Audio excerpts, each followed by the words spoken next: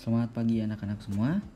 Kita lanjutkan pelajaran kita di sumber daya alam maritim dengan coral reef atau terumbu karang ya. Ini adalah lanjutan dari materi sebelumnya yang belajar mangrove. Sekarang kita akan belajar tentang terumbu karang.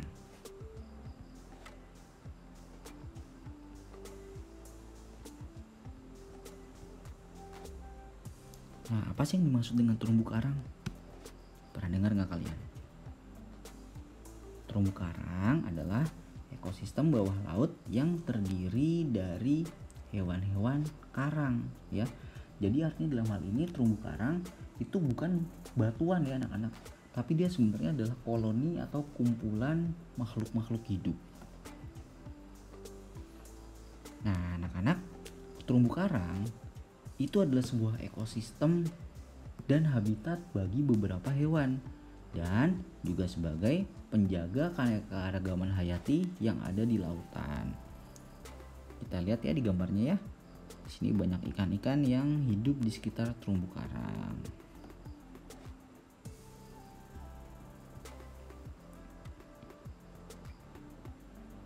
Nah, di mana sih habitat dari terumbu karang?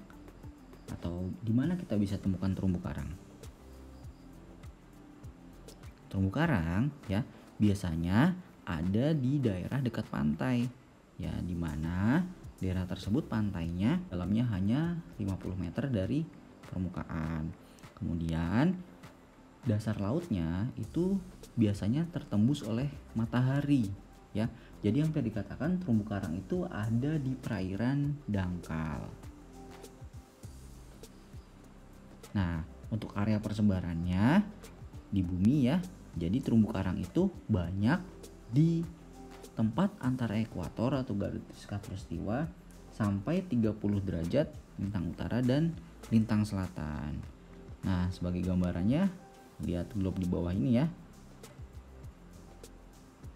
Area yang merah ini menandakan persebaran terumbu karang yang ada di sekitar Indonesia. Jadi selain Indonesia ada juga ya Australia, Papua Nugini, dan beberapa negara tetangga kita di Asia Tenggara.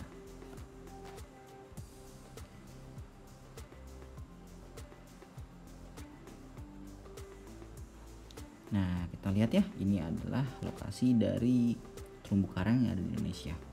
Banyak sekali anak-anak ya, dari Aceh, kemudian dari Sumatera Utara, Sumatera Barat juga ada. Nah, yang dekat dengan kita tuh ada di Kepulauan Seribu, kemudian di Karimun Jawa, di Anambas ya. Bahkan sampai yang di timur ya, ada Raja Ampat, ada Bunaken juga. Nah, Taman Nasional Laut Bunaken ini sangat terkenal sebagai tempat terumbu karang. Sekarang kita bicara tentang fungsi ya. Apa sih fungsi terumbu karang? Fungsi yang pertama adalah sebagai penyedia makanan dan obat-obatan bagi manusia. Ya, dengan berkembangnya teknologi, maka manusia dapat memanfaatkan makanan dan obat-obatan yang berasal dari terumbu karang. Selain itu, terumbu karang juga sebagai tempat wisata ya, ekoturism. Nah, kalau kalian sempat ke Taman Nasional Bunaken ya, itu kalian bisa diving di sana dan kalian bisa menikmati keindahan dari terumbu karang Indonesia. Kemudian, ini juga yang tidak kalah penting adalah tempat tinggal bagi ikan-ikan ya, habitat for fish. Dan yang terakhir, yang paling penting juga adalah tempat nelayan mencari ikan, karena nelayan mengetahui bahwa tempat yang banyak terumbu karang itu banyak tersimpan ikan-ikan sebagai tempat tinggal dari ikan tersebut.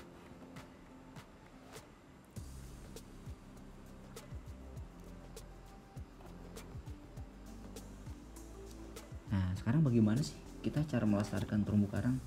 Kita tentu ingin bahwa terumbu karang tetap lestari ya. Kita juga tidak ingin terumbu karang itu rusak. Jadi sudah kewajiban kita lah untuk menjaganya. Ada beberapa hal yang dapat dilakukan untuk menjaga kelestarian terumbu karang. Nah, yang pertama adalah replanting atau penanaman kembali. Anak-anak bisa kalian lihat seperti digambar di video ini ya. Ini adalah aktivitas menanam kembali terumbu karang. Jadi terumbu karang yang sudah rusak di dasar lautan itu bisa diperbaiki kembali ya.